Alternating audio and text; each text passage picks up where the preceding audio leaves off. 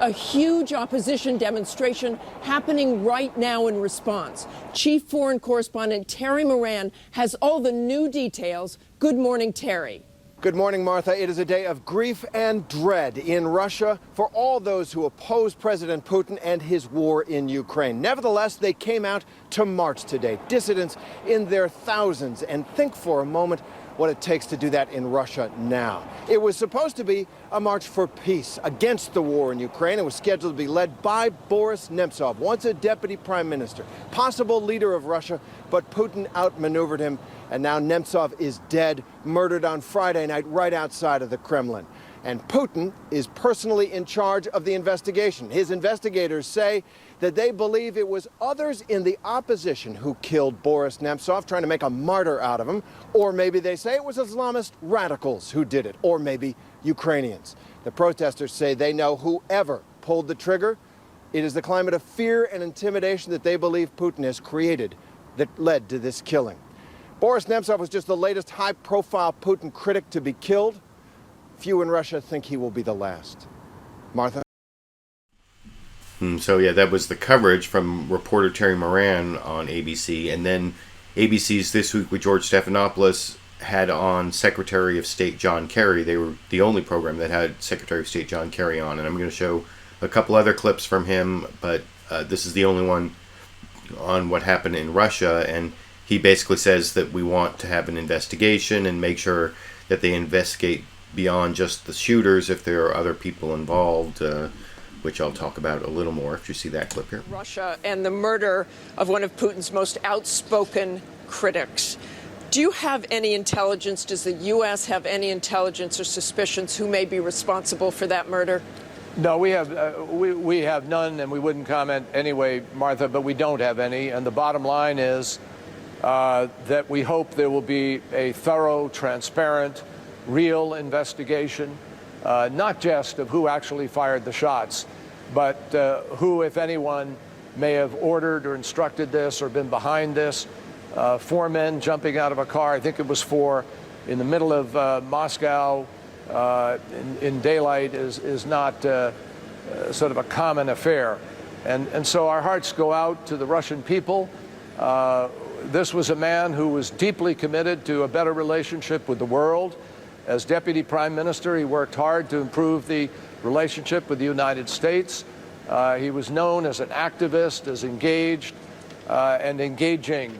And we are enormously saddened to hear of his murder, and we hope the authorities will join the world in producing the credible, transparent investigation necessary to find out who was behind this and who did it. So, yeah, that was the official U.S. response, Secretary of State John Kerry, and I saw a little more interesting analysis of what happened to Boris Nemtsov from a guy, I guess, who was a friend of his, also part of the opposition to Putin. This is former chess champion Garry Kasparov over on NBC's Meet the Press, talking about some inconsistencies between what he saw on the cameras and what he heard from the Russian government over in this clip. It's a fact, and it's not a crime committed in Putin's Russia. Do you believe, when you call it Putin's Russia, look, do you trust Putin to do this investigation, and do you somehow believe he's responsible for this death? Whether he gave a direct order, I don't know. Probably we'll never know. But definitely the atmosphere in the country was 24/7 propaganda hatred, where people who disagreed with Putin have been portrayed as national traitors, the fifth columnist, enemies of the state. And Boris was one of the most formidable critics of Putin's regime. And his pictures on the big billboards, among few others, have been spread around Moscow. So it's definitely the atmosphere. But this morning I looked again at the video of the shooting. Actually, that's what we could find from one of the many cameras that are located at the bridge. And there's so many questions about inconsistency of the official theory. Right. And the big question is about this snow removal track that suddenly appeared exactly at the spot right. where camera could catch up the face of the killer. So that's an interesting fact from Garry Kasparov there, because you remember in that first clip from Terry Moran, the official government explanation was it was either other opposition figures that were responsible or possibly Islamist extremists or something like that. And of course, neither of those groups would really have the ability to control where the snow removal truck is going to go, assuming, I mean, that's a government-controlled vehicle. So I guess we'll find out after Putin investigates whether Putin is involved or not, right? That doesn't sound like a very transparent way to investigate, but that's, I guess, all we have there. So the next topic I want to get to, I have about a half dozen clips on. I've covered this over the last several weeks. You remember that the Speaker of the House, the Republican-controlled House of Representatives here in the United States, invited the Prime Minister of Israel, Benjamin Netanyahu, to come speak to the House of Representatives, and he didn't consult with the Obama administration at all, which is kind of unprecedented, and is kind of a cut. We're supposed to have a united bipartisan foreign policy, or politics supposedly stops at the water's edge, and especially our policy on Israel in the United States is heavily bipartisan in favor of supporting Israel. Anyway, before I go into that anymore, I want to show the first of the clips. This is from ABC's This Week with George Stephanopoulos again, their reporter Alex Marquardt. I think that one thing I thought was kind of funny about this is so often reporting in the Middle East, you have a reporter in Jerusalem talking about something that happened somewhere in the Arab world. For some reason, this week on This Week with George Stephanopoulos, that reporter Alex Marquardt was reporting on what was going on in Israel from Beirut, Lebanon. But it's still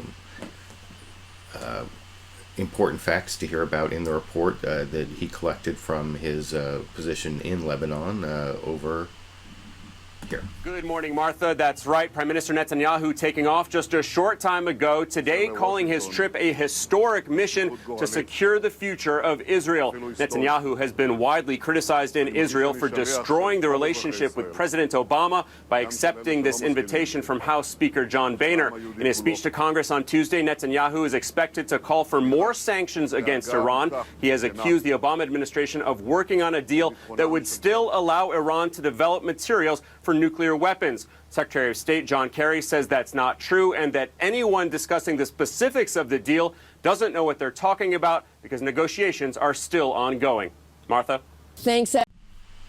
Right, so I guess that's the piece of the puzzle that I didn't really explain when I was introducing this whole issue, that there are the ongoing talks with Iran between the United States and the, what are they called, the 4+1 nations and Iran, over Iran's nuclear program and whether there are going to be continued sanctions against Iran. And that's all supposed to have some sort of agreement in principle by, I think it's March 24th, and then a final agreement in June. And that's what this big fight is over, because Benjamin Netanyahu, the Prime Minister of Israel, doesn't think that this is going to be tough enough.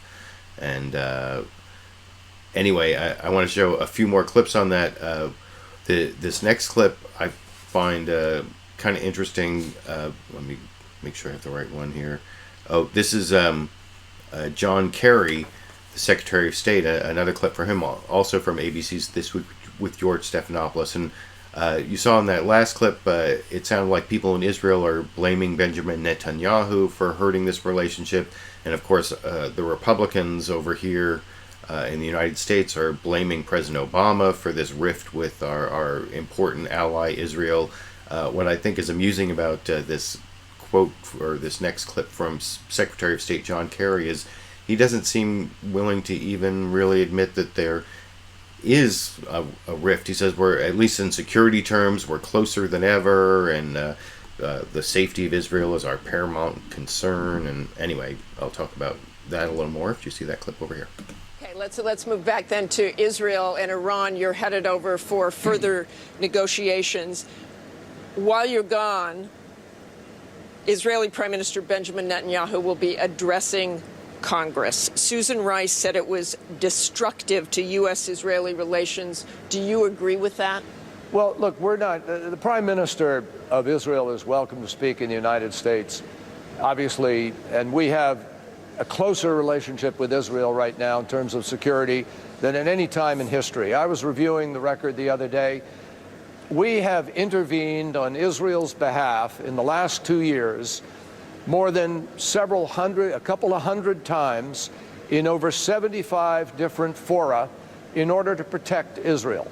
I talk to the Prime Minister regularly, including yesterday. We are not, we don't want to see this turned into some great political football. Obviously, it was odd, if not unique, that we learned of it from the Speaker of the House and that an administration was not included in this process. But the administration is not seeking to politicize this. We want to recognize the main goal here is to prevent Iran from getting a nuclear weapon. And on that, Israel and the United States agree. And the testimony, in fact, to the efficiency with which we've been able to pursue that is the interim agreement that is in place today. Israel is safer today because of the interim agreement that we created. The 20% enriched uranium has been reduced to 0. We have stopped the centrifuge production. We are inspecting inside of their facilities. We have stopped the Iraq plutonium reactor in its tracks. Israel is safer today, and that is the standard that we will apply to any agreement going forward. It is to guarantee that we will know that Iran cannot develop a nuclear weapon under the procedure that we're putting in place. So that's kind of the administration position, that time from Secretary of State John Kerry that I've shown multiple times, I think, over the last several weeks, that almost in denial that there is a rift, or sometimes they say there are differences with Benjamin Netanyahu, but they talk about the strength of our security relationship and the paramount importance of the safety of Israel. And I saw a question I hadn't seen really asked before over on CNN State of the Union. Dana Bash had on California Senator Dianne Feinstein, who's usually a very strong supporter of Israel and is not one of the Democrats who is boycotting or planning not to attend the speech. And I'm going to show a Democrat from the House of Representatives who's not going to the speech in just a minute. But here's Dianne Feinstein answering this interesting question from Dana Bash about what does Dianne Feinstein think as a Jew about Benjamin Netanyahu, Prime Minister of Israel's claim that he speaks for all Jews, and gets Dianne Feinstein actually to say that Bibi Netanyahu is arrogant over in this clip. In danger. Let me just ask you one more question about the Israeli Prime Minister's speech. You are a Jewish American. You are a Democratic senator, so you have a lot of different sort of personal constituencies, if you will. When Netanyahu says he's coming to speak, he says he speaks for all Jews. Does he speak for you? No, he doesn't speak for me on this. He doesn't at all speak. Does that bother you when he says he speaks for all Jews? Yeah, I think it's a rather arrogant statement. I think the Jewish community is like any other community. There are different points of view. So I think that arrogance does not befit Israel, candidly. I think Israel is a nation that needs to be protected, that needs to stand free, that hopefully can work constructively with Palestinians to have a side-by-side state and to put an end to the bitterness that has plagued this whole area. Do you think by speaking to Congress 2 weeks before his election, that is a sign of arrogance? Well, I think it's certainly a sign of a political move. Now, whether this political move can be effective or not, I don't know. But it's not helpful. And it's not helpful to attack our president. He is our president. And this brings the country together. So that's pretty strong words from a Democrat who's a strong supporter of Israel and who's actually planning on attending the speech. And I want to contrast that with an argument that I thought was kind of stupid from Democrat Jan Schakowsky. She said she wouldn't say she was boycotting the speech, but she's not going to go. And her reason, believe it or not, is she thought that it was turning the floor of the House of Representatives into a partisan place. I mean, I think I know what she was trying to say, but that's pretty much what she said, as you can see over in this clip. With you. Explain why you're boycotting. Well, first of all, I'm not going to use the word boycott. I respect the people that are going and those that are not. It's a personal decision. The floor of the House of Representatives is the most prestigious venue in the world. And for John Boehner to try to turn it into political advantage, one, by showing, as he's tried for years, that the Republicans are really the supporters of the State of Israel, creating a divide. And two, to stick it to the president, that the president who is trying to negotiate an agreement that will, in fact, prevent Iran from having a nuclear weapon is on the wrong page, and inviting a very prestigious speaker, the Prime Minister of Israel, to make that case right in front of the Congress. I don't want to be part of that. By the way, I'll be listening to every word. We do have things like television, and that, I've heard. Yes, and I will certainly be watching and listening. Senator Lieberman, you were... So yeah, like I said, I did not think that was a very persuasive argument that it's not right to turn the floor of the House of Representatives into a partisan place. I mean, I think she was trying to say that the foreign policy thing, or I'm not quite sure. And you know, the first clip I showed on this topic from Alex Marquardt reporting from Beirut about what was happening in Israel talked about how Benjamin Netanyahu was getting political backlash on this, and I saw this interesting clip on CNN State of the Union. Dana Bash had on former Israeli ambassador to the United States, Michael Oren, who's now running in an opposition party in opposition to Benjamin Netanyahu, and using a commercial. I've only watched the first couple episodes of House of Cards from the third season, so I don't want to know any spoilers, but this is sort of a House of Cards themed ad showing how people think of Bibi Netanyahu back in Israel. And this is the last clip on Israel for tonight over here. I want to tell our viewers that you are now a candidate for the Knesset, which is the Israeli parliament, and you are running to appeal to about 300,000 Americans who live in Israel, and you have a new political ad out that sort of mirrors something that we're all watching this weekend, which is House of Cards. I want our viewers to see this. Tonight starts the new season of House of Cards. It's a TV program about dirty politics. If you're tired of dirty politics in Israel, on March 17th, you vote for Kulanu. That's Frank Underwood there. See, now it's so much fun not being an ambassador anymore. You get to, as a politician, you get to do that stuff. It's a hugely popular series here, and Israelis watch it, just like Americans watch Homeland and The Affair, which are Israeli series. And frankly, Israelis are looking for some political change. I hope to be part of that change. All right. Well, if this political thing doesn't work out for you, we'll see you right back here in Hollywood. Thank you very much for your time. So I thought that was kind of amusing that they're using House of Cards in their political campaigns, and you know, that's the piece of the puzzle I didn't mention. I think Alex Marquardt mentioned it in that first part there, that there's an election coming up just a couple weeks after this speech on Tuesday, which is why President Obama didn't want to meet with Netanyahu, because he didn't want to seem to be intervening in their election.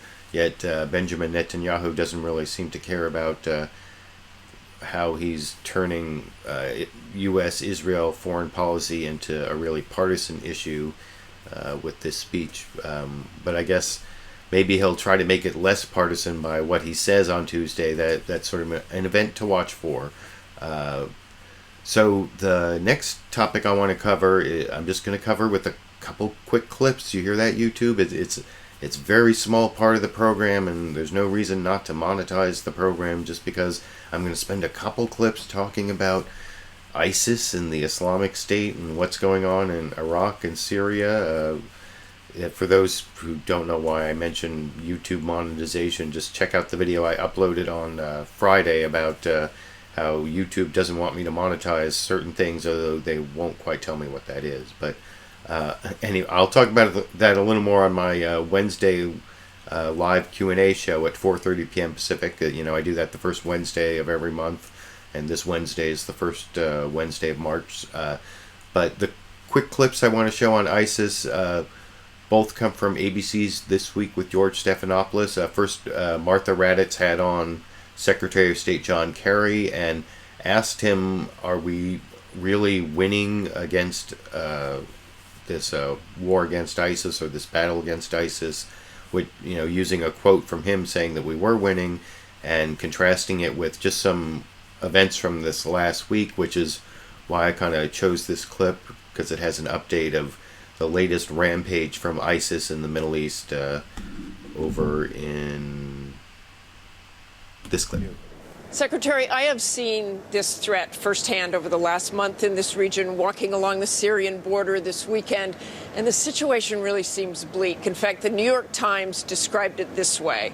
The reports are like something out of a distant era of ancient conquest, entire villages emptied, with hundreds taken prisoner, others kept as slaves, the destruction of irreplaceable works of art, a rampage reminiscent of Tamerlane or Genghis Khan.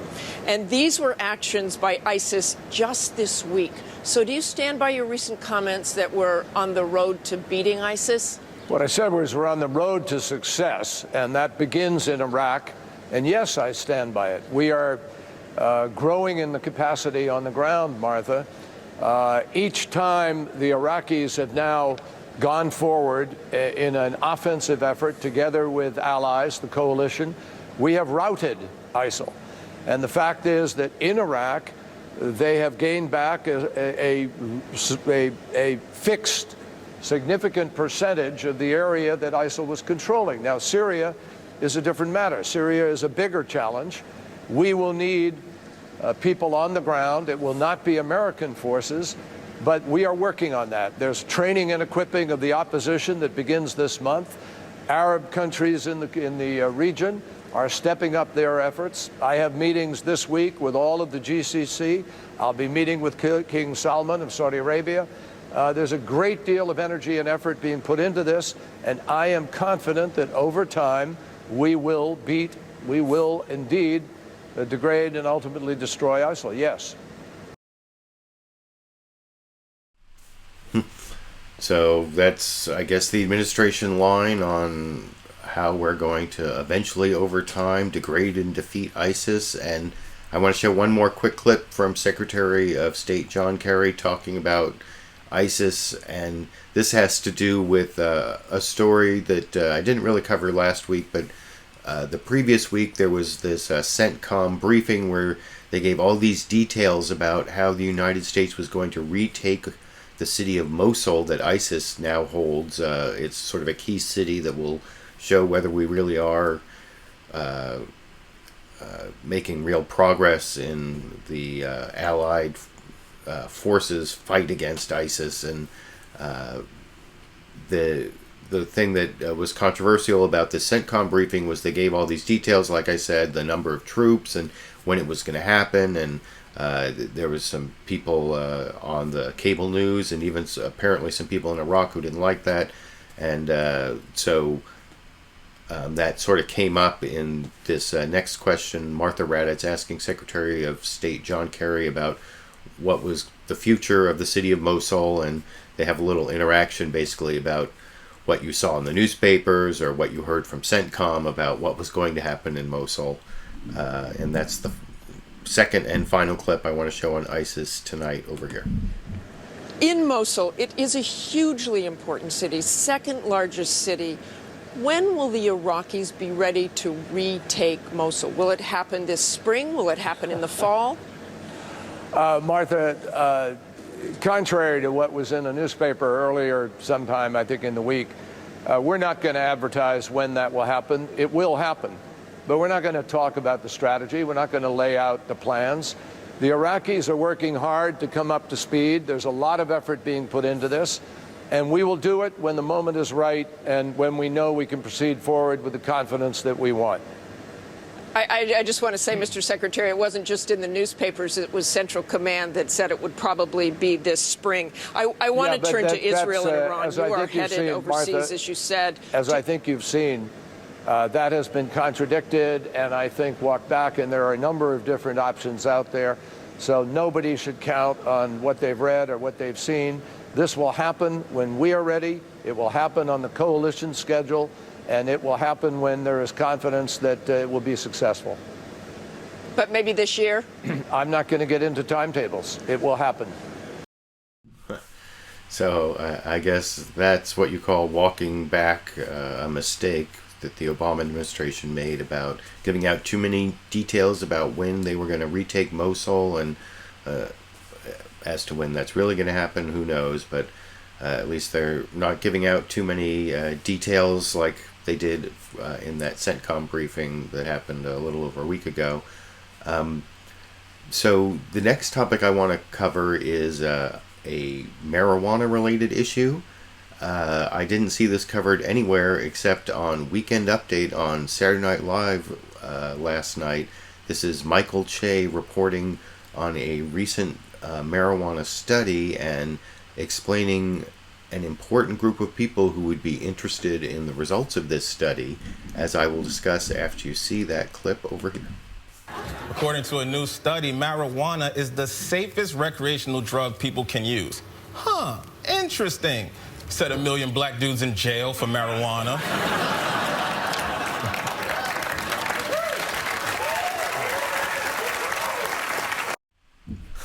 I like how the laugh kind of built there. I think that might have been the best laugh for any of the jokes on Weekend Update on Saturday Night Live last night. And I just wanted to use that joke as an opportunity to remind people of the last edited produced video I uploaded just a week and a half ago or so. It talks a lot about the drug war and especially the racist aspects of the drug war in the criminal justice system. I've put a link down to that video down in the video description, and here's the thumbnail for that video. It's called Cops, Justice System, Racist, Classist, or Both. I hope that video over time gets a little bit more of a viewership than it's gotten so far, and so if you haven't watched it, I hope you take a chance or take a moment to click on the link down in the video description and check it out. It's about 18.5 minutes, and it combines a lot of the arguments from the new Jim Crow, the two books that you can see on both sides of my Mr. Spock coffee cup there that I have up in honor of the death of the great Leonard Nimoy. Mr. Spock was really important to me growing up, so I wanted to add that to the show tonight. And so, yeah, the new Jim Crow by Michelle Alexander about mass incarceration, and then The Divide by Matt Taibbi of Rolling Stone, talking about the two different criminal justice systems for the 1% and for the poor. So if you haven't, like I said, if you haven't seen that video, check it out. I've put a link down in the video description, and you can let me know what you think about that. Now I actually want to show a bunch of clips on what's been one of the big controversies in Washington, D.C. over the last week. The Department of Homeland Security almost ran out of funding because Republicans at the end of last year, you may remember this thing called the Cromnibus, where they funded the whole government for an entire year except the Department of Homeland Security, which they only funded till a week ago or last Friday, because they wanted to protest President Obama's executive action on immigration, where he deferred action on basically the parents of American citizens and certain other classes of the, basically about 4 million or so of the 11 million or so undocumented immigrants that are in the United States. Anyway, that was a big controversy, and I want to show several clips on Republicans sort of explaining how they almost shut down the government in a time of supposed great, terror threat. They almost unfunded Homeland Security. And the first clip I want to show on that, this is from, let me make sure I get the right clip here. Right. This is Peter King, who is usually unreasonable, pointing to other people in the Republican Party as being unreasonable. These 40 or 50 Republicans in the so-called Freedom Caucus, and I'm going to show the chair of that caucus a little bit later. But this is Peter King calling them delusional and not in touch with reality and self-righteous, and this is why I'm calling it a split in the Republican Party over this funding of the Department of Homeland Security. Of course, Peter King is chair of the Homeland Security Committee in the House of Representatives, so I guess that's why he's so pissed over in this clip. Republicans should be able to agree on its funding for the Department of Homeland Security. But let me read you some of the words describing what yesterday's brinksmanship meant for your party. Humiliating. Congressional Republicans are their own worst enemies. And as one of your colleagues put it, the American people deserve better. What do you have to say for the Republican Party? Martha, there's an element within our party, there's a wing within the Congress, which is absolutely irresponsible. They have no concept of reality. Listen, I am as opposed to the president's immigration action as they are. But the fact is, it's essential that we fund the Department of Homeland Security. We see what happened in Denmark, in Paris, what ISIS is doing with the beheadings. We had the people being arrested in New York just the other night. And for these people to be threatening to defund the Department of Homeland Security at a time when our threat streams have never been greater at any time since 9/11 is absolutely irresponsible. I said the other night at the Republican meeting that they are self-righteous and delusional, and they just don't realize what's happening. We're talking about maybe 40 or 50 people at most out of a caucus of 247, out of a Congress of 435. We cannot allow such a small group to be dominating and controlling what happens in the United States Congress, especially at a time when we're confronting terrorism, when we have American lives at risk. So that was Representative Peter King of New York attacking these 40 or 50 just say no Republicans, and by just say no, I mean that's all they do. They are think their job in the Congress is to just say no to anything that has anything to do with funding the Obama administration, even if it's the Department of Homeland Security, apparently, or I guess it's because of this unconstitutional immigration action, which I've pointed out over many weeks is actually totally constitutional and most likely will turn out to be. But I want to show clips from several people in the leadership, and then also the chair of that Freedom Caucus that was holding this whole thing up. The first person in the leadership I want to show is the actual Speaker of the House, John Boehner. He was over on CBS's Face the Nation talking to guest host John Dickerson, and he explained how they really wanted to, what they did on Friday was they only funded 1 week of the Department of Homeland Security. So the whole thing is going to have to be, the whole cliffhanger thing is going to happen again this Friday, just like it did last Friday. And here's John Boehner explaining why he really wanted to go for this 3-week deal before they ended up with the 1-week deal, talking to, like I said, John Dickerson over on CBS's Face the Nation this morning in this clip. I thought that a 3-week continuing resolution to fund the Department of Homeland Security was ample time to have a Senate-House conference, which we've asked for on Friday night, and more time for the courts to make a decision about whether they're going to keep the stay in order that blocks the president's actions. You had a plan. You had a Boehner plan to take on the president. It was a 3-week effort, but that plan was circumvented. And we know about the problem with the Democrats, but this is what your allies say. So you have Congressman Nunes, who is the chairman of the Intelligence Committee, saying, quote, a small group of phony conservative members who have no credible policy proposals and no political strategy to stop Obama lawlessness. He said they were what caused the problem that thwarted your plan. The people who want to take it to Obama undermined the ability to take it to Obama. Peter King, also Republican, says this group has no concept of reality. Can you run a House with that kind of group in your membership? We do have some members who disagree from time to time over the tactics that we decide to employ. But remember, Republicans are united in this idea that the president has far exceeded his constitutional authority. And we all want to do things to stop the president from his illicit activities. Well, that's the thing. You want to do. You're all working. You want to do the same thing, but they are absolutely undermining We you. get in an argument over tactics from time to time. The goals were all the same. So it's just tactics. They just get in arguments about tactics, and so what actually happened is they got the Democrats. Nancy Pelosi brought a whole bunch of Democrats to vote for this 1-week extension on last Friday, so they didn't have to get the votes of this 40 or 50 Freedom Caucus Republicans. And the thing about that is Nancy Pelosi said that she told her members apparently that Democrats should vote for this 1-week extension because that meant that next Friday they were going to get the clean bill, where they're just going to fund the Department of Homeland Security without any sort of rider that tries to stop President Obama's executive action on undocumented immigrants.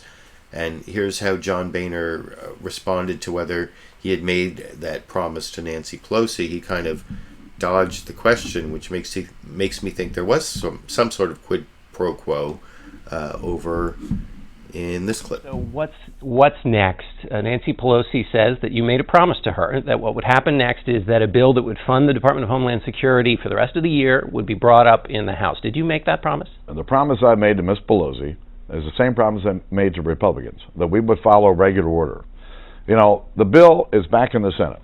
We've asked for a conference with the Senate. And the Senate Majority Leader at the time, in May of 2013, said, and I quote, "We aren't afraid to try to resolve our differences in a conference committee.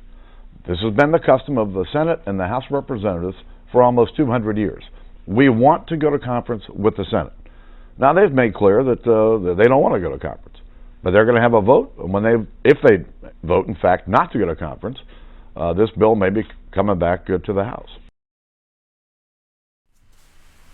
And that's presumably what is going to happen, is that the Senate is going to say, no, we won't go to conference. We're just going to say a clean bill or no bill, and they'll vote that on Monday, and then the House of Representatives will basically have to do what John Boehner didn't really say he promised Nancy Pelosi, but sounded like might happen on Friday, that they'll just put up this clean bill. And now I want to show a couple clips from another member of the leadership. This is Representative Steve Scalise from Louisiana. He's the one who recently got in trouble for having made a speech like 10, 12 years ago to a group who is associated with neo-Nazi or KKK leader David Duke in Louisiana. But here he talks about the same question about whether there was any promise made to Nancy Pelosi. And you heard John Boehner, he said there was some kind of promise. It was just a promise that there would be regular order, and that's kind of ambiguous.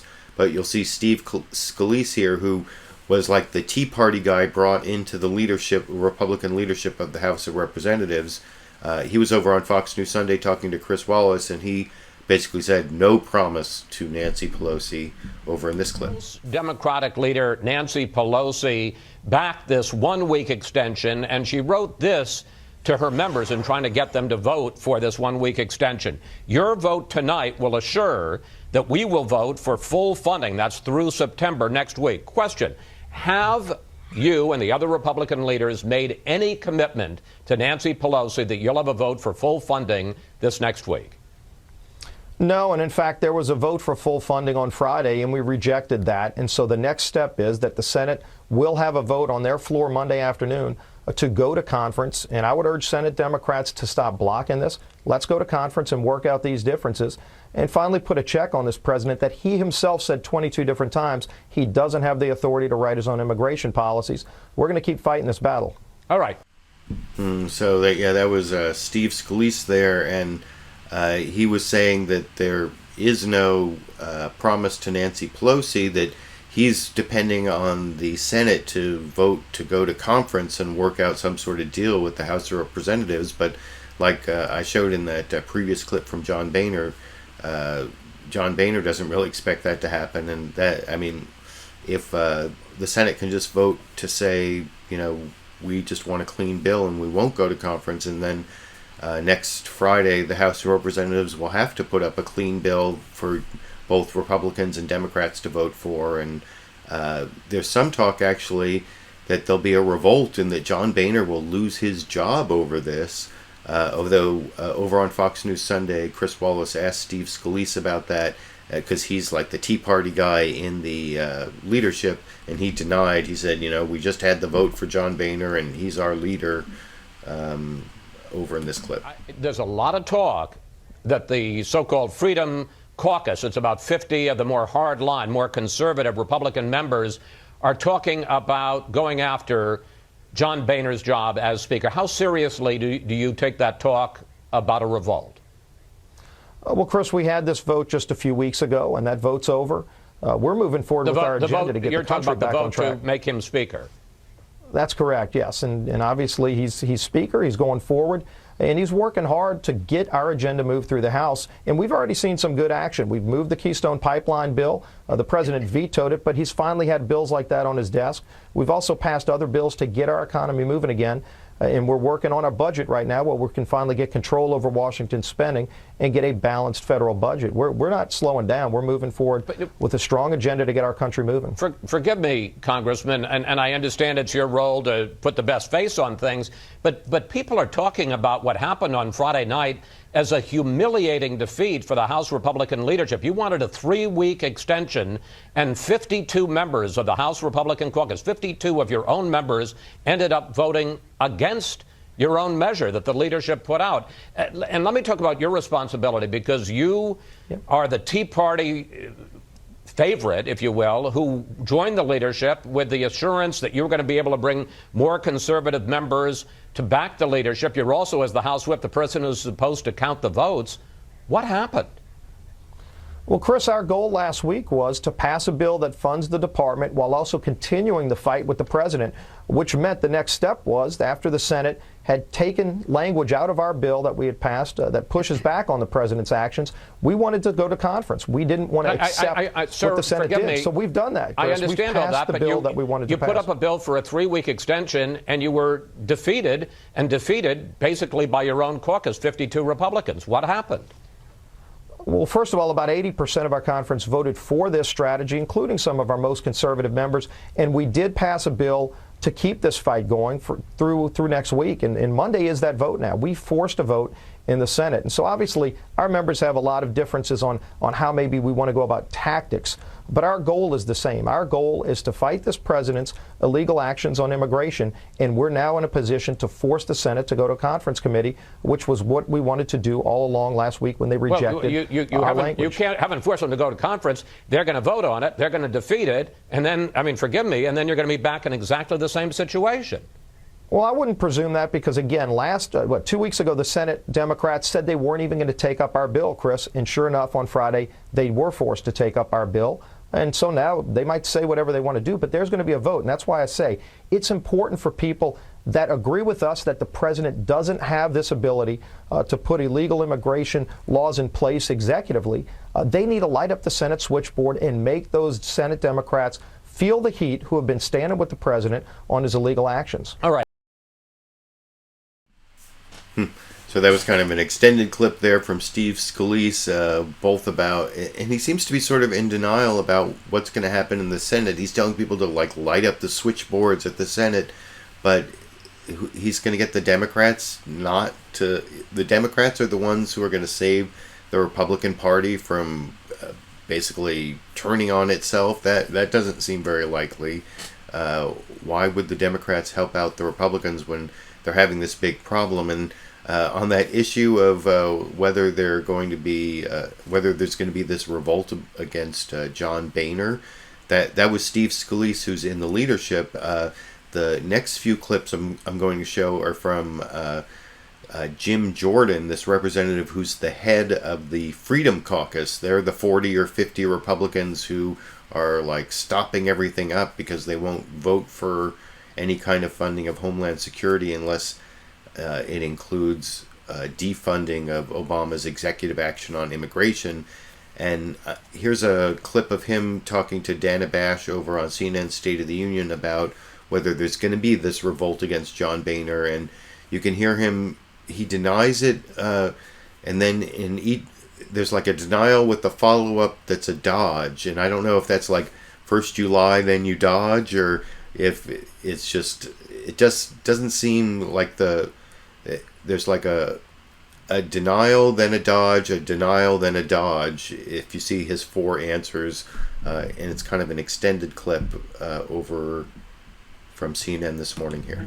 Is follow the process. Have you been in any conversations about trying to get rid of House Speaker John Boehner? No, that's not the point. No, have you? No, Wait, of course yes not. That's or no? not. No, that's not the point. The point is to do what we told the voters we were going to do, and to do it in a way that's consistent with the United States Constitution, consistent with fundamental fairness, and consistent with the only court to rule on this. The only court to rule. Do it in a way that's consistent with the federal judge's decision. If the House Speaker ends up at the end of next week allowing a vote on the House floor to fully fund the Department of Homeland Security without addressing the president's immigration plan, will you challenge the House Speaker? No, of course not. I don't think that's going to happen, though. I think we have to make the case, continue to make the case. Harry Reid, we're not going to bring the bill up. We can't debate it. We can't amend it. We can't vote on it. And what did they do? They actually, in the end, brought up the bill. They amended it. They debated it. And they voted on it. Now, they did it at the 11th hour, and that's the problem. So we need time to get to conference and do the right thing. If your colleagues, if your conservative colleagues come to you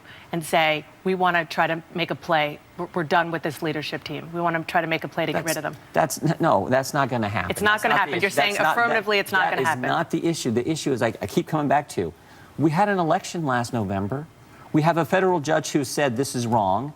We have legal scholars, people like Jonathan Turley on the left, who say what the president did, the magnitude, 5 million people, that is wrong, that is unconstitutional. So for those reasons, we need to get to conference and make sure language that's close to what we pass in the House is the final product. Let me... Of course, what's going to happen when they don't get to conference, when I don't know, maybe if you're watching this as a recorded show, you already know what happened on Monday, where the Senate most likely did not vote to go to conference. They just sent the bill back to the House to pass a clean bill before Friday. And I don't know, is there actually going to be some sort of revolt against John Boehner? I mean, he denied it a couple times, but he also kind of dodged it a couple times. And I don't know why you would dodge it after you deny it. That doesn't really make much sense. So you can let me know what you think about that down in the comments section. And he also talked there about how, legal scholars on both sides, including Jonathan Turley, say it's unconstitutional. But then he wouldn't actually say that the judge in Texas said it was unconstitutional, because the judge in Texas didn't say it was unconstitutional. He did it totally on statutory grounds, and it has to do with whether the Obama administration has the authority to grant the work permits, not to stop deporting people. Even the judge in Texas agrees they have the authority to prioritize deportations, because the law passed by Congress, the Immigration and Naturalization Act, that authorizes the executive branch to prioritize whom to deport or who to deport. And the whole thing that it's unconstitutional is ridiculous. But I'm going to show how Representative Jim Jordan of the Freedom Caucus is in some kind of legal bubble where everyone agrees apparently that it's unconstitutional, and in addition to this judge finding it being not legal. And of course, remember, this judge in Texas, that was the plaintiffs decided where to sue, so they got to choose the best judge in the U.S. They definitely did a little bit of forum shopping and chose a judge in Texas who had already signaled that he was against President Obama's action on immigration. But anyway, here's Jim Jordan saying everyone knows it's illegal and unconstitutional over in this clip. See, we understand how serious the terrorist threat is out there. We passed a bill at the levels that the Democrat wanted. What we did say was, we don't want to fund something that everyone knows is unconstitutional. Legal scholars on the right and the left have said is unconstitutional, and a federal judge has said is unlawful. That's the bill we sent there. Fund it at the levels the Democrats want, but don't do something that's unconstitutional. Right, but basic civics, because you are a member of Congress. The Senate can't pass that. It can't get past the Senate. Dana, so basic civics, we sent a bill over there 6 weeks ago that did what I just described. funded at the Democrats' levels, but said we're not going to allow dollars to be used for something we all know is unconstitutional. And the Democrats said, and the Senate said, for 6 weeks, oh, we can't bring it up, we can't debate it, we can't amend it, we can't pass it. And then guess what happened? The very last day, they brought up the bill, they debated it, they amended it, they passed it. And now all we're saying is, let's go to conference committee. You passed government class in high school, I did too, and we knew how it works. We pass something, they pass something, you go sit around a table just like this, a nice round table, and you work out the differences. What's wrong with that process? But that's how it's supposed to work. It is how it's. Or sometimes you pass what's called a clean bill, and that happens, and that's what's going to happen when the Senate refuses to go to conference and passes just the clean bill, and or sends the bill back to the House to pass a clean bill. So I did want to show one more clip of Representative Jim Jordan, the chair of the Freedom whatever caucus. I can't remember the name exactly, but you notice how he kept saying that everyone agrees what President Obama did is unconstitutional. And I kept waiting for Dana Bash on CNN there to challenge him on that, and she never really did. The closest she came was when she asked him the question I'm going to show here about, well, if what the president's doing is unconstitutional, why don't you impeach him? And you'll notice when she says that, Representative Jim Jordan interrupts her and says, when she says unconstitutional, he says it is unconstitutional, and she says, well, given that. So she doesn't even doesn't confront him at all on the possibility it might actually be constitutional, which I, as a lawyer, happen to think it is. But here he is saying actually that they won't impeach the president. So I guess they're not complete lunatics over in this clip. Let me ask, you've talked so much about it being unconstitutional what the president did in his executive action. So, given that, you also have another tool that the Constitution gives you, and that is to file articles of impeachment. If you think that what the president did was so unconstitutional, why not make moves to impeach him? We're not going to do that either. Look, we're focused on this legislation, funding the department at the levels the Democrats wanted, the levels they agreed to, and making sure, why did the Democrats insist, and this is amazing to me, why do they insist on being able to fund something that we know is unconstitutional and a federal judge has ruled against? That's the fundamental question. They insist upon having that ability, even though the only court to speak on it says you can't do it and it is wrong. That makes so much sense. That's why our bill makes so much common sense. I'm just frustrated that Harry Reid continues to take the position he does. One last question. I mean, Harry Reid is not in charge of the Senate anymore. They've been using that Harry Reid talking point for years, but it's now Mitch McConnell who is the one who's responsible for getting legislation out of the Senate. And based on the pundits that I watched and the stuff that I've read, I usually don't show the clips of the pundits, but I definitely watch all that. And I recommend all of you, if you're interested, check out the full shows. There are links down in the video description to the full shows from all five, and except for the CNN shows, they only have excerpts available on the CNN website for some reason. But everything I showed is available, I'm pretty sure. And you can make your own decision about what's going on with this whole Republican dysfunction on funding the Department of Homeland Security. But before I leave that topic, I want to show two more clips from a member of the leadership. This is a California Republican, Kevin McCarthy. He's the number 2 person in the leadership of the House of Representatives, just after John Boehner. And here's how he explained the failure to avoid this cliff, this on Homeland Security funding. He said he was over on, this is NBC's Meet the Press, and Chuck Todd pointed out to him that he had claimed that now that Republicans were in charge of both the House and the Senate, there wouldn't be any more of these big cliffhangers where funding goes up to the last minute and the government almost shuts down. And he blames it basically kind of like that last clip on Harry Reid, of all people, over in this clip. Congressman, let me ask you this. This is what you said in October. If you have a cliff, it takes attention away. Why put cliffs up that hold us back from doing bigger policy? That was you, yes. October 2014. This immigration dispute and the funding of Homeland Security was a cliff that the Republicans chose to create. And in this case, as far as making the protest over the immigration policy a part of Homeland Security. Was it not? It was not. Because let's go back and let's remember how this was created. The president, right after the election, had a lunch, bicameral, Senate leaders and House leaders. Was advised that create a problem, you wouldn't solve the immigration problem if you took executive action, which 22 separate times he said he did not have the authority to do. Right after that lunch, he went and took his executive action to bring chaos. So we didn't get our business all done in an omnibus, so we funded 11 of the 12. And then what did the House do? 5 weeks ago, because we do not believe in cliffs, we took this issue up. It was the Senate Democrats who not only voted against the bill, denied the Senate Republicans from even bringing it up when 7 Senate Democrats said they opposed to it. So they created the cliff, moved a bill at the last moment, and what was the House action? Let's go to conference. Because even Harry Reid said last year, that's the way for the last 200 years we settle our differences. Well, that obviously. So yeah, like I said, the Republican majority leader, number 2 member of the leadership in the House of Representatives, is blaming the Senate Democrats for this dysfunction on funding of the Department of Homeland Security.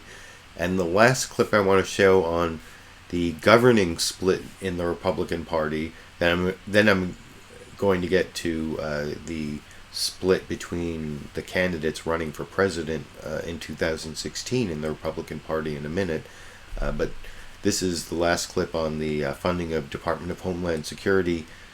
This is Kevin McCarthy again, Republican from California, number 2 in the Republican leadership, actually coming out in favor of getting rid of the filibuster altogether in the Senate. That's how frustrated the Republicans are all of a sudden with the fact that the Senate has a filibuster. And you can see that over here. You brought up the Senate and you said Senate Democrats. One way that this could change is, since Republicans do have the majority, is if Mitch McConnell invoked the so-called nuclear option. Right now, there are no filibusters for any executive appointments, judicial or into the executive branch. But on legislation, the filibuster is still there. Do you want Senate Republicans to go nuclear?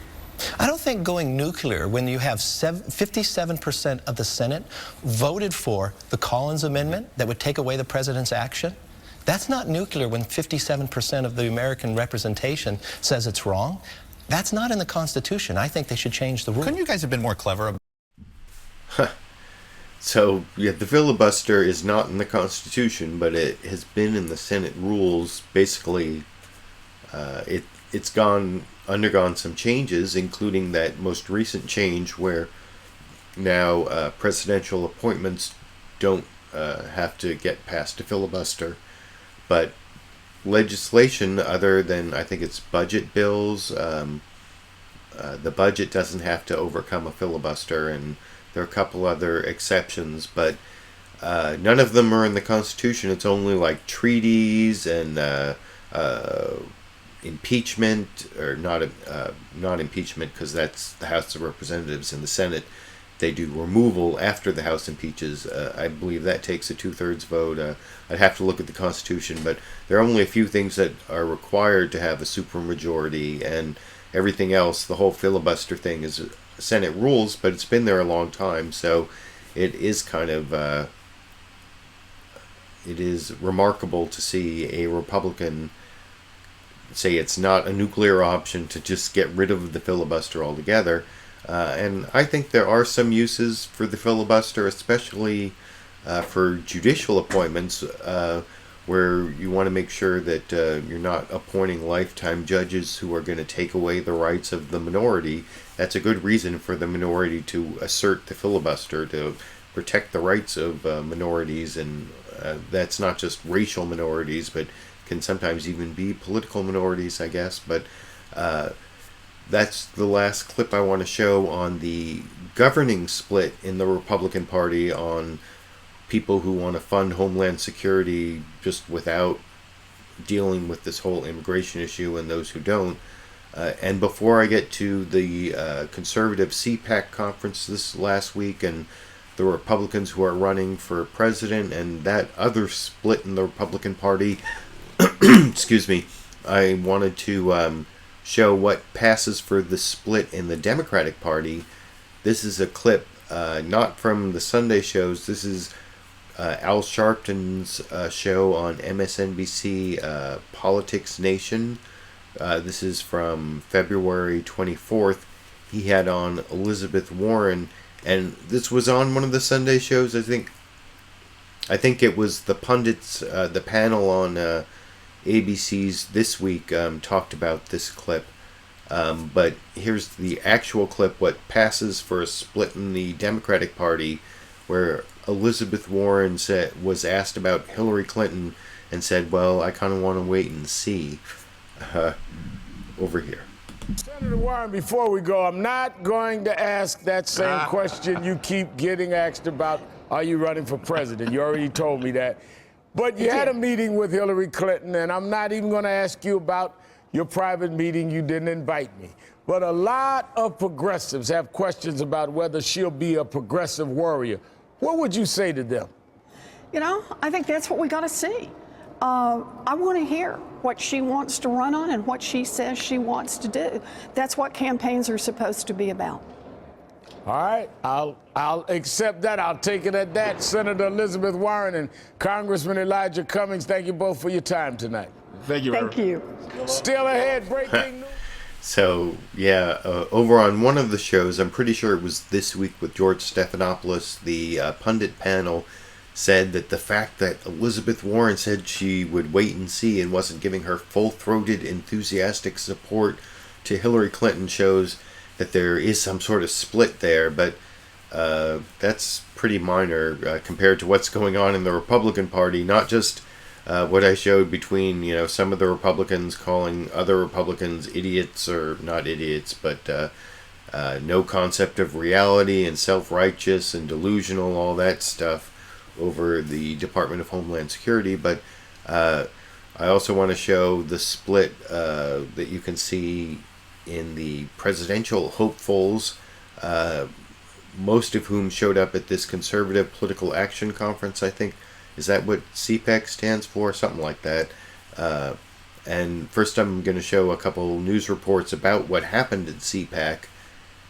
Let me see. I think I'm going to start with, Chuck Todd over on NBC's Meet the Press talking about what happened there over here. For the third year in a row, Rand Paul won with 26% of the vote. But it's the top four finishers that tell you everything about where the movement is. Scott Walker, 21%. He finished second.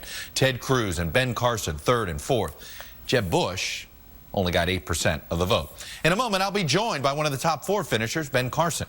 But first, let's look at some of the highlights from CPAC, where one person not in attendance got quite a bit of attention. I'm not ready for Hillary. Mrs. Clinton. Hillary. Hillary Clinton. Whose former Secretary of State. Hillary Clinton. It's time for Hillary Clinton to permanently retire. The naive Obama State Department. Oh, they say we can't kill our way out of war? Really? Tell that to the Nazis. Oh, wait, you can't because they're dead. We killed them. Here's the simple truth about our foreign policy. Our allies doubt us, and our adversaries are all too willing to test us. And we've managed to mess up almost every relationship in the world, if you think about it, including Canada, which is hard to do. I do not have political consultants whispering in my ear saying, here's the way you say it so everybody sounds like Charlie Brown's teacher. Finally, if they won't listen, we should limit all their terms and send the career politicians packing. If I can take on 100,000 protesters, I can do the same across the world. That war on citizens. Wait a minute. Hang on. For those that made a ooh sound, is that what it was? Well, I'm marking them down as neutral, and I want to be your second choice if I decide to go beyond this. If you're black and you oppose the progressive agenda, and you're pro-life, and you're pro-family, they don't even know what to call you. Well, I thought that was a pretty good montage from NBC's Meet the Press with Chuck Todd there, and they ended with Dr. Ben Carson, because as I'll show at the last clip I think I'm going to show for tonight in a few minutes will be from Dr. Ben Carson on NBC's Meet the Press. But I want to show a few other clips in between. First, I want to show the report on ABC's This Week with George Stephanopoulos. Their reporter David Wright was also at CPAC. He had a little bit more extended report. I think you're going to see a guy from Duck Dynasty and Newt Gingrich, and a whole bunch of a few of the clips overlap with what you just saw on NBC's Meet the Press, but I thought there was enough additional information. It was worth watching to see what happened at the Conservative Political Action Committee, or whatever it's called, over in this clip. An influential gathering of conservative firebrands, predominantly young, ideologically pure, and mostly well-groomed. Make sure you carry your Bible with you and your woman. Stopping at CPAC is practically required of any serious GOP presidential hopeful. How important is it to make a good impression for the day? I think it's more important not to make a bad impression. The impressions that count, not just the view in this room, but also Republicans and independents watching at home. And that can be tricky. You're preaching to the choir here to some extent. Yeah. My dad was a minister, and one of his colleagues years ago used to say he preached to the choir because he wanted the choir to sing. Wisconsin Governor Scott Walker got a warm reception at CPAC, but made an unforced error in his answer to this question. Should you become commander-in-chief, how would you deal with threats such as ISIS? Walker cited his experience standing up to the Wisconsin Teachers Union. If I can take on 100,000 protesters, I can do the same across the world. Nobody was beheading anybody in Wisconsin. No, but I said nobody else has that experience. Nobody else except for the president. Contrast that with former Florida Governor Jeb Bush. As he took the stage, there were audible boos. A few Tea Party members even walk out. I'm marking them down as neutral, and I want to be your second choice. But Bush didn't back down on his call for immigration reform, even though he knows many in this crowd disagree with him. We should give them a path to legal status, where they work, where they don't receive government benefits, where they don't break the law, where they learn English, and where they make a contribution to our society. Bush not just trying to win over the room, but also playing to the crowd beyond. The format, Q&A from conservative talk show hosts who did not just throw softballs. Laura Ingraham tossed this zinger at Chris Christie. Explosive, short-tempered, hothead, impatient, and that's just what your friends are saying. Here's the word they miss. The word they miss is passionate. If you ask these folks, as CPAC did in its annual straw poll, the Republican standard bearer should be this man, Senator Rand Paul, a libertarian promising the largest tax cut in U.S. history. My tax plan will get the IRS out of your life and out of the way of every job creator in America. Rand Paul has won the last 3 straw polls at CPAC, as his father did before him. But how many Republicans will agree in the primaries and caucuses? We shall see. It's still early days. For this week, David Wright, ABC News, National Harbor, Maryland. Now, like I said, I thought that was worth showing in addition to the NBC Meet the Press one. And they had a significant focus on Rand Paul at the end there, but that's pretty much all the exposure Rand Paul got as the winner of CPAC. I guess he, like they showed in that report, he's won for the last 3 years, and his father won before him. That almost sounded like some sort of Jedi thing where, you know, I am a winner of CPAC like my father before me. But the person who really got the most exposure out of the CPAC results wasn't the winner, Rand Paul. It was the second place finisher, Governor of Wisconsin, Scott Walker, who is also kind of the front runner in Iowa, and I think in some polls in New Hampshire. It kind of reminded me of some of the past times on YouTube where I'd always get all these Rand Paul supporters saying, you got to do more videos on bias against, or Ron Paul supporters, bias against Ron Paul, and eventually Rand Paul. And, well, in some ways, I think Rand Paul, as the winner of CPAC, did not get a lot of coverage, although I don't know if anyone invited him on the shows, but he wasn't on any of the shows. Maybe that was his own choice.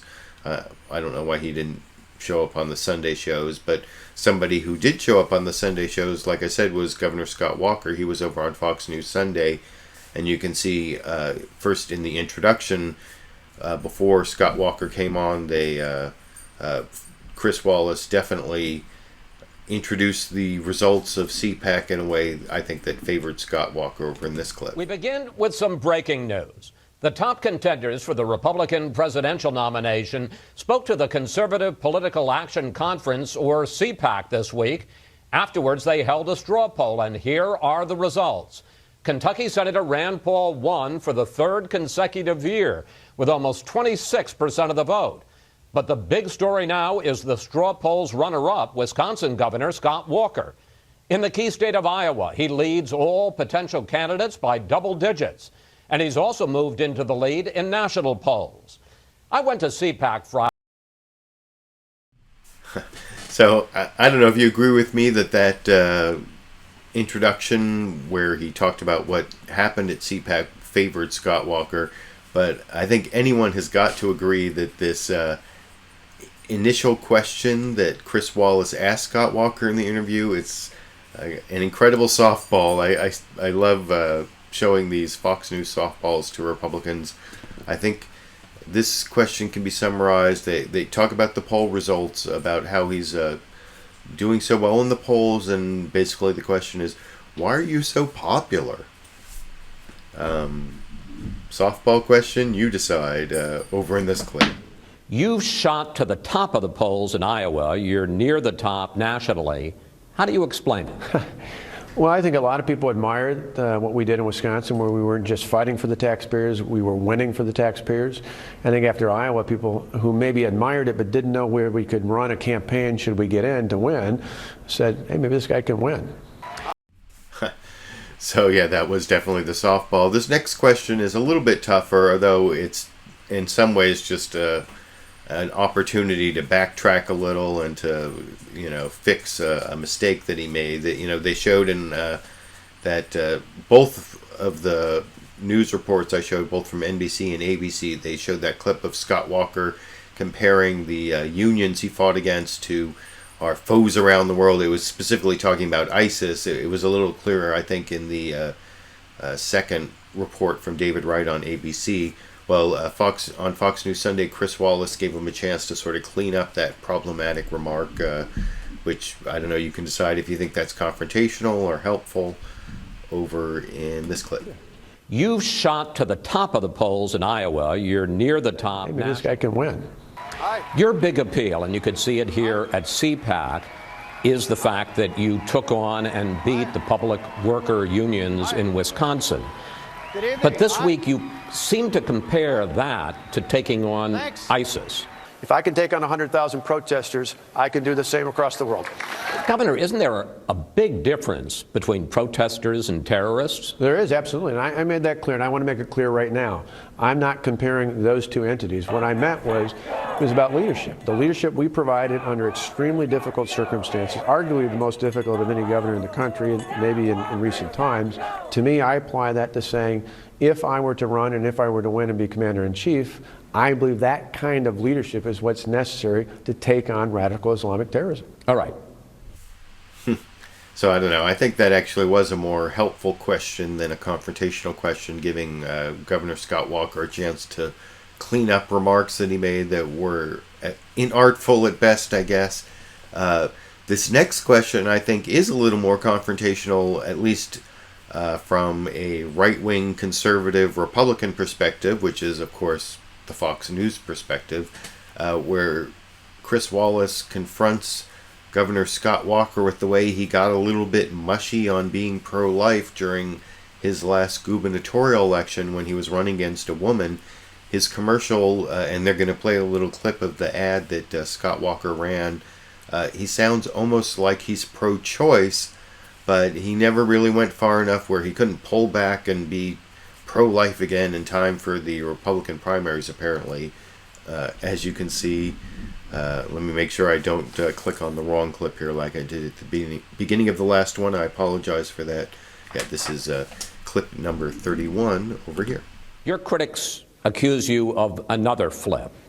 They note the fact that during the re-election campaign, when you were running against a woman, you ran this ad. There's no doubt in my mind the decision of whether or not to end is an agonizing one. That's why I support legislation to increase safety and to provide more information for a woman considering her options. The bill leaves the final decision to a woman and her doctor. Do you believe that a woman has a right to end a pregnancy at any point during those 9 months? Well, I think ultimately I'm pro-life because that's an unborn child. When I think of the ultrasound picture that Tonette, my wife, and I saw of our first son, who's now going to be 21 this June, it's indistinguishable not to recognize that that's a human life. That's why I'm pro-life. My point is we acted on the grounds that we have legally to be able to act under the Supreme Court's decision. We'll act that way at the federal level if we were in a position like that as well. But ultimately, it is a life.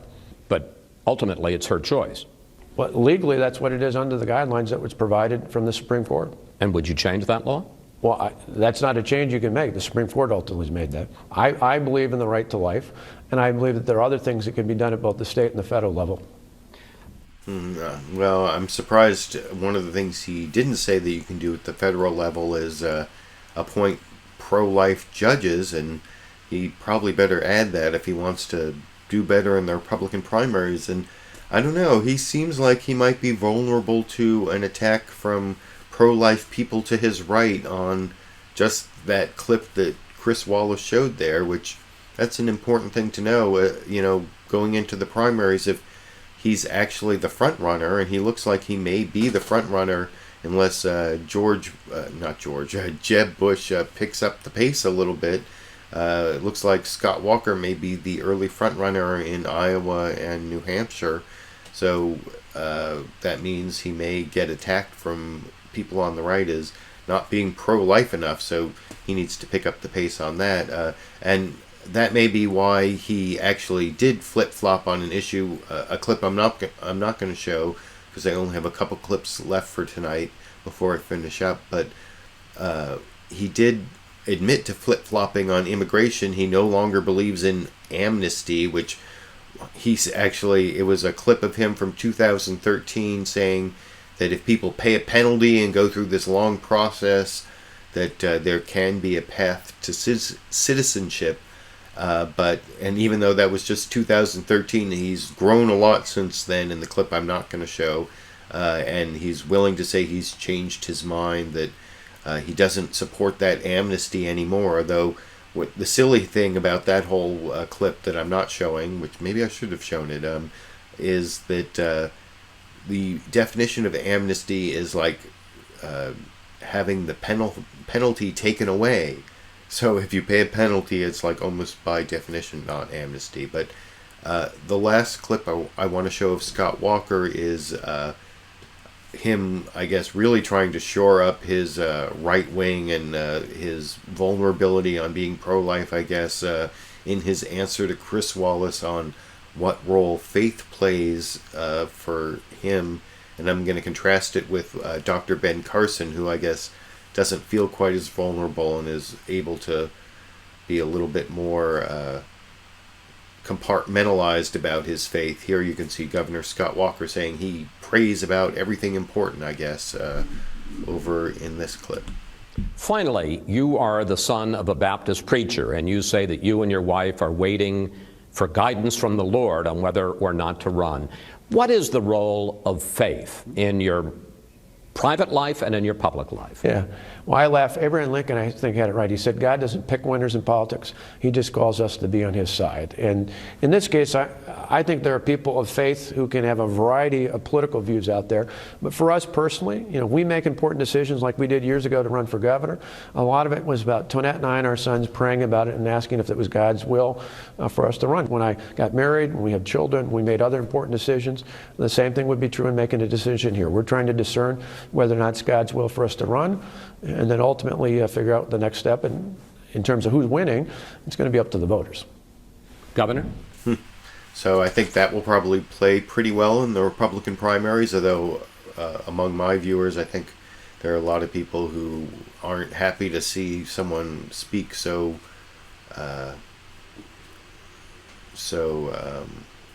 affirmatively about using prayer as a way to guide his public policy and other important decisions that, because prayer is not the rational way. I mean, I suppose if you saw it as some kind of meditation where you, just go into some,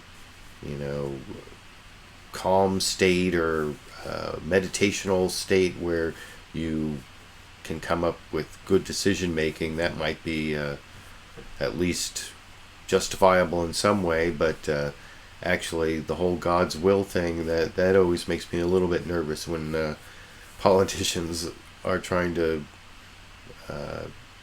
say their political decisions are in any way aligned with God's will, because I don't think that's appropriate politically. That's just my opinion that I'm giving you, and I actually thought it was a little bit better, Dr. Ben Carson's response to a very similar question from Chuck Todd over on NBC's Meet the Press, though if you listen to his answer, somewhere in the middle he's talking about certain scientific things that may actually be like hoaxes or propaganda. He doesn't say hoax, he says propaganda, and I'm trying to figure out if is he talking about climate change, evolution? I don't know. You can let me know what you think after you see, like I said, Ben Carson on NBC's Meet the Press talking about how he puts together faith and the fact that, according to Chuck Todd, he may be the best living pediatric neurosurgeon in the world, over in this clip.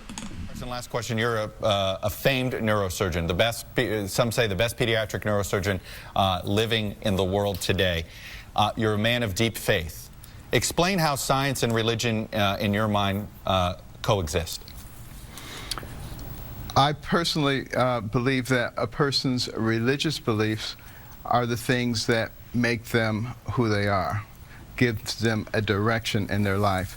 But I do not believe that religious beliefs should dictate one's public policies and stances.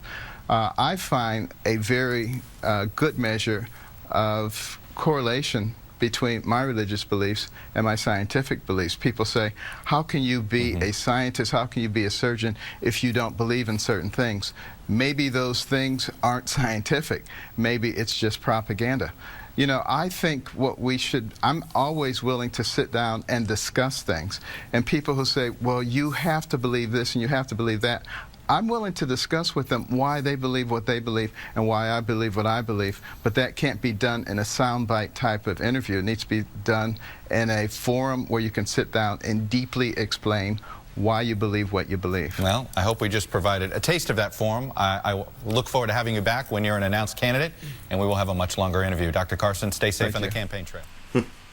So it sounded from that interview, the rest of the interview, which I watched, I didn't show you, but you can watch it by clicking on the Meet the Press link down in the video description. It sounded very much like Dr. Ben Carson is seeing the support he needs to see in order to decide to run, and so he probably will be running as long as he has, 10-11% support or whatever it is in that previous poll you saw, and I actually was a little bit pleased to see someone from the right wing of the Republican Party say that his religious faith was more personal and not political and not part of public policy, although what he was talking about in terms of certain scientific things being propaganda, I think that may have been climate change or possibly evolution. You can let me know what you think. For those of you who've been keeping me company as I've done this as a live show, I think I peaked at about 63. All the way at the end here, I still have about 57 of you. Thank you very much for joining me. Like I said, I've been reading your comments along the way. Oh, and I got a couple questions. I think I said earlier, this is a, right over here, this is a Star Trek coffee mug. Or a Mr. Spock coffee mug that I often drink coffee out of because Spock's, like I said, was important to me growing up. And for those who are asking about this t-shirt, it's What Did the Spock Say? It's like a What Did the Fox Say parody. My family got this for me because I'm a big Spock fan, and maybe I'll end the show by focusing on Leonard Nimoy. May he rest in peace. And thanks, like I said, for joining me. I'll be doing my Wednesday show at 4:30 p.m. Pacific. I appreciate all of you. I've about halfway to my goal on Patreon, so if you want to help support the show, especially if I don't get my advertising based on talking about sensitive topics, there's a link down in the video description to my Patreon page. I appreciate all of you who have already joined me. I think I've got 29 patrons so far, so thanks for that, and I'll be seeing you next week at 6:30 p.m. Pacific every Sunday for the best clips from the Sunday morning news analysis shows. Next week I should have some Bill Maher as well, and until then, and until my Wednesday show, I'll be seeing you all around the internet.